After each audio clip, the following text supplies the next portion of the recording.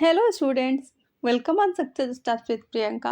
Hopefully आप बेहतर होंगे और पॉजिटिव एनर्जी के साथ अपनी पढ़ाई कर रहे होंगे। आइए हम अपनी प्रैक्टिस को स्टार्ट करते हैं। सैटरडे को प्रैक्टिस हो नहीं पाई थी, उस दिन थोड़ी मैं बिजी थी, और संडे को तो प्रैक्टिस होती नहीं। आज मंडे है और हम मंडे को अपनी प्रैक्टिस स्टार्ट कर रहे हैं। हम लोगों ने पिछले प्रैक्टिस सेशन में क्वेश्चन नंबर 30 तक किया हुआ था। आज क्वेश्चन नंबर 31 है। इसमें अभिकथन कह रहा है, विकास कार्यक्रम में युवा, बच्चों और स्त्रियों के भागीदारी के लिए अत्यावश्यक है। इसका रीजन क्या है? विकास कार्यक्रमों की रूपरेखा बच्चों, युवा और स्त्रियों के लिए सामान्यतया बनाई जाती है। इसका राइट ऑप्शन कौन सा होगा? ए ऑप्शन कह रहा है ए असत्य है परंतु आर सत्य है। बी ऑप्शन कह रहा है ए और आर दोनों सत्य हैं। सी कह रहा है ए और आर दोनों सत्य है परंतु सही उत्तर नहीं है। और डी कह रहा है ए सत्य है परंतु आर असत्य है। बताइए इसका राइट ऑप्शन कौन सा जाएगा? इसमें देखिए, इसका राइट ऑप्शन सी जा रहा है। इसमें बुक में भी सी ही दिया हुआ है और लिखा है कि ए और आर दोनों सत्य है परंतु सही उत्तर नहीं है। लेकिन ये जो सही उत्तर नहीं है, यहाँ पे होना चाहिए कि सही उत्तर की व्याख्या नहीं है। अगर व्याख्या नहीं है तो ये राइट ऑप्शन कट जाएगा और ये इन ऑप्शंस के अकॉर्डिंग हमारा बी ऑप्शन चला जाएगा। ए और आर दोनों सत्य है क्योंकि ये दोनों बातें सही हैं। लेकिन बुक में सी दिया हुआ है और मुझे लग रहा है कि ये मिस प्रिंटिंग है और यहाँ पे होना चाहिए कि परंतु सही उत्तर की व्याख्या नहीं है। Okay, am I clear students? मध्य बाल्यावस्था एवं बाल्यावस्था के अंतिम चरण के दौरान आत्ममूल्यांकन की विशेषताएं हैं। कौन कौन सी होंगी? फर्स्ट है आंतरिक विशेषताएं, सेकंड है वास्तविक आत्मन तथा आदर्श आत्मन, थर्ड है वास्तविकता और फोर्थ है ठोस वर्णन। इसको कूट के अनुसार हमें सही करना है। तो सबसे पहला कौन सा होगा? सबसे पहले क्या होगा? आंतरिक विशेषताएं होगा। मध्य बाल्यावस्था एवं बाल्यावस्था के अंतिम चरण के दौरान जो आत्ममूल्यांकन की विशेषताएं होती हैं उसमें आंतरिक विशेषताएं सबसे पहले नंबर पे आएंगी। फिर कौन सा आएगा? फिर आएगा वास्तविक आत्मन तथा आदर्श आत्मन, और फिर थर्ड नंबर पे क्या होगा? वास्तविकता आएगी। तो हम देख लेते हैं पहला, दूसरा और तीसरा किस में है। तो ए ऑप्शन कह रहा है पहला, दूसरा और तीसरा। तो हमें पहले में ही हम लोगों का ऑप्शन मिल जाता है, तो राइट ऑप्शन हमारा ए हो जाएगा। क्वेश्चन नंबर 33 है, कौन सी उम्र जिज्ञासु आयु कहलाती है? क्यूरियस एज की बात हो रही है।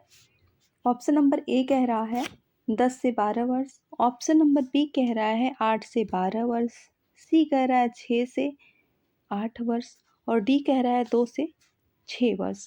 तो कौन सी उम्र क्यूरियस एज होती है, जिज्ञासु आयु होती है? 2 to 6 ईयर की जो एज होती है इसी को हम curious age, problem age, toy age, exploratory age, questioning age, imitative learning age के नाम से भी जानते हैं। इसके बहुत सारे नाम हैं और ये सारे नाम एग्जाम में पूछ लिए जाते हैं, इसके नाम को हम ध्यान रखेंगे।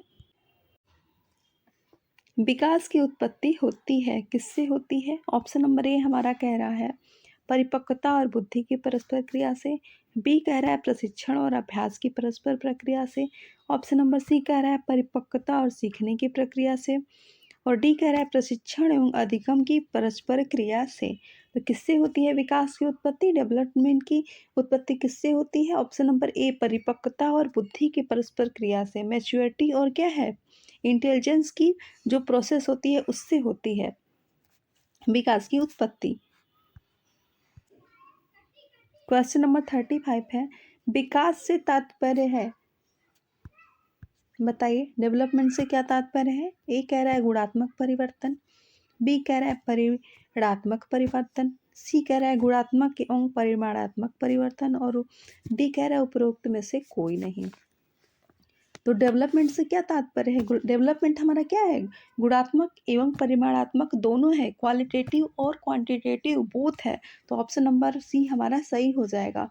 विकास जो है गुणात्मक एवं परिमाणात्मक परिवर्तन है। अब हमारा नवजात काल चैप्टर स्टार्ट हो गया, इससे क्वेश्चन जो भी बनते हैं उसको हम सॉल्व करेंगे। इसमें क्वेश्चन नंबर 36 कर रहा है, शैशवावस्था का सबसे महत्वपूर्ण समायोजन है। कौन सा समायोजन है? तापमान परिवर्तन, श्वास लेना, चूसना व निगलना, और डी कह रहा है सभी। तो शैशवावस्था जो है इन्फेंसी की बात की जा रही है। इन्फेंसी में कौन कौन सा महत्वपूर्ण समायोजन होता है?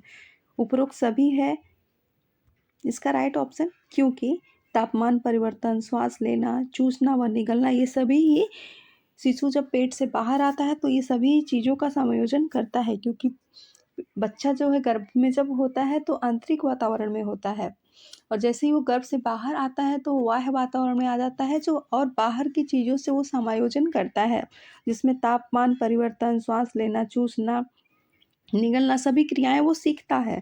तो राइट ऑप्शन हमारा उपरोक्त सभी डी सही हो जाएगा। जन्म के पश्चात नवजात शिशु का प्रथम सप्ताह में वजन कम हो जाता है, क्योंकि उसे पर्याप्त भोजन नहीं मिलता। बी ऑप्शन कह रहे हैं वह बाह्य वातावरण में सामंजस्य बैठाता है। सी कह रहा है वह ज़्यादा समय सोता है। डी कह रहा है उसके स्वास्थ्य की देखभाल पर्याप्त हो जाती है। तो राइट ऑप्शन हमारा कौन सा जाएगा? जन्म के पश्चात नवजात शिशु का प्रथम सप्ताह में वजन कम होने का कारण क्या होगा? कारण यह होगा कि वह बाह्य वातावरण में सामंजस्य बैठाता है। राइट ऑप्शन बी चला जाएगा। क्वेश्चन नंबर 38 है, नवजात के भोजन में जोड़ा गया ठोस भोजन ... कहलाता है। क्या कहलाता है? ऑप्शन नंबर ए कह रहा है विस्कोस कहलाता है। बी कह रहा है वेमिन कहलाता है। सी कह रहा है मृदु भोजन कहलाता है। और डी कह रहा है बिस्किट कहलाता है। तो क्या कहलाता है? विस्कोस कहलाता है। ऑप्शन नंबर ए सही ऑप्शन हो जाएगा। नेक्स्ट क्वेश्चन को हम देखेंगे। शिशु अवस्था में अधिकांश भार ... में वृद्धि से बढ़ता है। क्या बढ़ता है? ऑप्शन नंबर ए कह रहा है हड्डी, बी कह रहा है मांसपेशी, सी कह रहा है वसा, और डी कह रहा है त्वचा। किससे बढ़ता है? शिशु अवस्था में अधिकांश भार जो है वसा से बढ़ता है। तो यहाँ पे क्या हो जाएगा? वसा में वृद्धि से बढ़ता है। Right option C. नवजात की हीमोलाइटिक रोग ... के कारण होता है। ए कह रहा है आरएच असंगतता, बी कह रहा है हीमोग्लोबिन की कमी, सी कह रहा है एबीओ असंगतता, और डी कह रहा है उक्त में से कोई नहीं। तो नवजात में हीमोलाइटिक रोग के कारण क्या होता है? आरएच असंगतता हो जाता है। ऑप्शन नंबर ए सही हो जाएगा।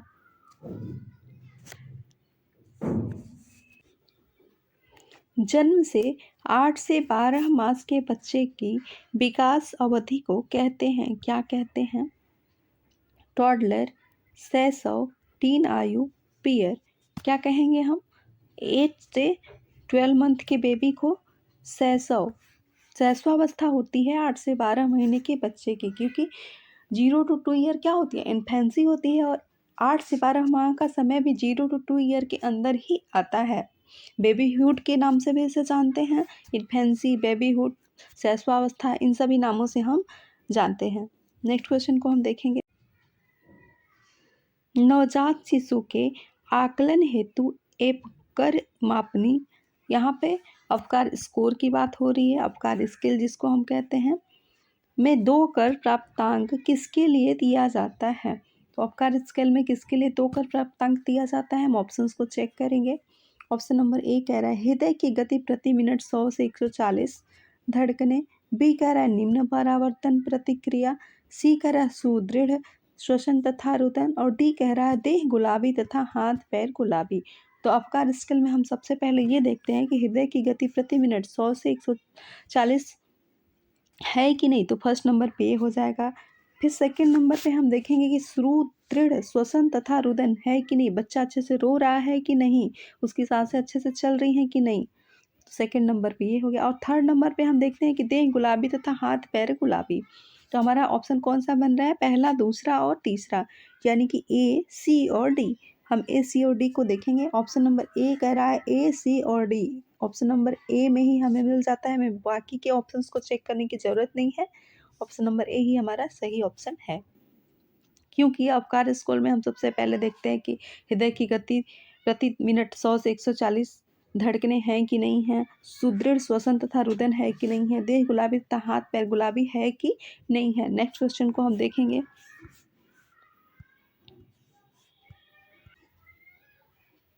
स्टेटमेंट है इसमें, नवजात शिशु के कपड़ों के लिए रैगलन बाजू सबसे उपयुक्त मानी जाती है। ये तो सही है। रैगलन बाजू जो है न्यू बॉर्न बेबी के लिए काफ़ी अच्छी मानी जाती है। और इसका रीजन क्या कह रहा है, रैगलन बाजू सेट इन बाजू होने के कारण अधिक घुमाव की जगह देती है। ये गलत है। हम ऑप्शन को चेक करेंगे, राइट ऑप्शन कौन सा जा रहा है। ए कह रहा है ए सही है, आर गलत है। बी कह रहा है ए गलत है, आर सही है। और सी कह रहा है ए और आर दोनों सही है। और ए कह रहा है ए और आर दोनों गलत है। तो ऑप्शन नंबर हमारा कौन सा सही जाएगा। पहले हमने चेक कर लिया है ए सही है और आर गलत है, तो राइट ऑप्शन हमारा ए चला जाएगा। जन्म के समय नवजात शिशु रोता है तो राइट ऑप्शन इसमें क्या होगा सही।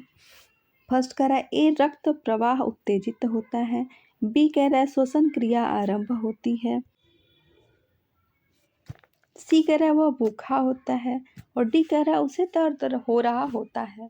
तो राइट ऑप्शन इसमें हमारा कौन सा सही होगा। इसमें राइट ऑप्शन हमारा बी सही होगा, क्योंकि जब बच्चा जन्म लेता है तो वह रोता है, और जब रोता है तो क्या है, उसका श्वसन क्रिया बहुत अच्छे से आरंभ हो जाती है। क्योंकि हम डॉक्टर्स क्या है, बच्चे को पहले देखते हैं कि रो रहा है कि नहीं रो रहा है। अगर बच्चा नहीं रोता है तो कोई ना कोई प्रॉब्लम है, अगर रो रहा है तो सब कुछ ठीक है, श्वसन क्रिया उसकी अच्छे से हो रही है। क्योंकि रोने से क्या है, फेफड़े फूल जाते हैं और श्वसन क्रिया प्रारंभ हो जाती है। नेक्स्ट क्वेश्चन हम देखेंगे।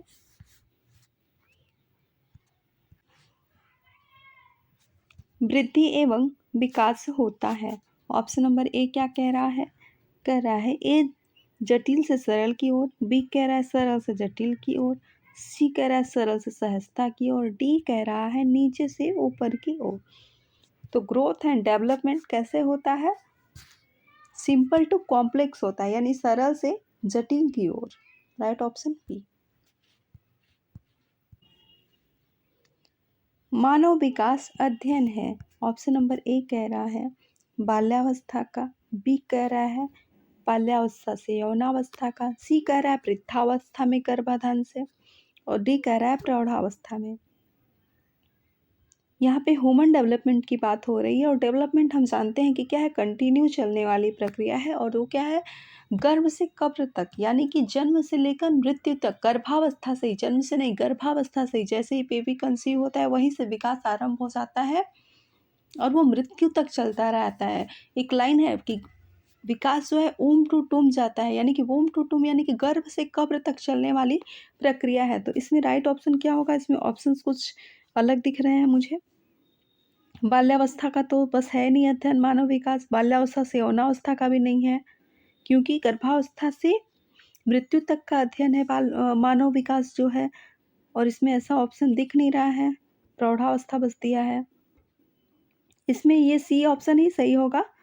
इसमें वृद्धावस्था में गर्भाधान से लिखा है, लेकिन यहाँ पे होना चाहिए गर्भाधान से वृद्धावस्था तक, यानी कि गर्भ से वृद्धावस्था तक यहाँ पे होना चाहिए। बुक में भी राइट ऑप्शन आपके सी ही दिया हुआ है, मैंने चेक किया है, यहाँ पे मिस प्रिंटिंग है कुछ। नेक्स्ट क्वेश्चन को हम देखेंगे। विकासात्मक कार्य किसके द्वारा दिए गए हैं। ऑप्शन नंबर ए कह रहा है हेविरा हस्ट, बी कह रहा है गिलफोर्ड, सी कह रहा है प्याजे, और डी कह रहा है पॉलो। तो विकासात्मक कार्य कौन दिया है, हेविरा हस्ट।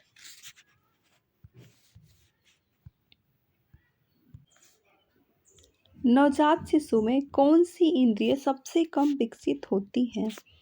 देखना, बी कह रहा है सुनना, सी कह रहा है स्पर्श, और डी कह रहा है सूंघना। बताइए। तो इसका राइट ऑप्शन क्या होगा, सूंघना होगा, क्योंकि जब छोटा बच्चा होता है तो उसमें सूंघने की क्षमता जो है कम होती है, और जैसे जैसे बच्चा बड़ा होते जाता है वैसे वैसे ये क्षमता क्या है, विकसित होते जाती है। नेक्स्ट क्वेश्चन को हम देखेंगे। शैशवावस्था का सबसे महत्वपूर्ण समायोजन है, क्या है। ए कह रहा है तापमान परिवर्तन, बी कह रहा है सांस लेना, सी कह रहा है चूसना व निगलना और डी कह रहा है कि उपरोक्त सभी। तो सहस्रावस्था का जो महत्वपूर्ण समायोजन है ये सभी है, तो राइट ऑप्शन हमारा डी चला जाएगा, उपरोक्त सभी, क्योंकि ये सभी ही समायोजन है। नेक्स्ट क्वेश्चन को हम देखेंगे। यौनावस्था को विभाजित किया गया है कितने भागों में? ए कह रहा है 5 अवस्थाओं में, बी कह रहा है 4 अवस्थाओं में, सी कह रहा है 3 अवस्थाओं में और डी कह रहा है 2 अवस्थाओं में। तो यौनावस्था यानी कि इसको इंग्लिश में प्यूबर्टी एज कहते हैं और इसको 2 भागों में विभाजित किया गया है। राइट ऑप्शन हमारा डी है। आप सभी के लिए मेरा एक क्वेश्चन है और सब लोग इस क्वेश्चन का जो है आंसर कमेंट बॉक्स में देंगे। क्वेश्चन है मानव विकास का अध्ययन है, कब से कब तक का अध्ययन है मानव विकास का? इसका आंसर सब लोग लिखेंगे क्योंकि ये क्वेश्चन बार बार पूछा जा रहा है, ये काफ़ी इम्पॉर्टेंट है। और हम जिन चीज़ों को याद करते हैं हो सकता है कि वो हमारे माइंड से निकल जाए, लेकिन हम जिन चीज़ों को एक बार लिख देते हैं वो हमें नहीं भूलती। इसलिए इस क्वेश्चन का आंसर आप लोग कमेंट बॉक्स में लिखेंगे। अगर आपको मेरी वीडियो अच्छी लगी है, कुछ भी हेल्प मिल रहा है तो लाइक कीजिएगा। अगर आप हमारे चैनल पर नए हैं तो चैनल को सब्सक्राइब कीजिएगा, जिससे मेरी आने वाली हर वीडियो आपको मिलती रहे। आप मुझे टेलीग्राम पे ज्वाइन कर सकते हैं, लिंक आपको वीडियो के डिस्क्रिप्शन बॉक्स में मिल जाएगा। Thank you for watching with us, take care.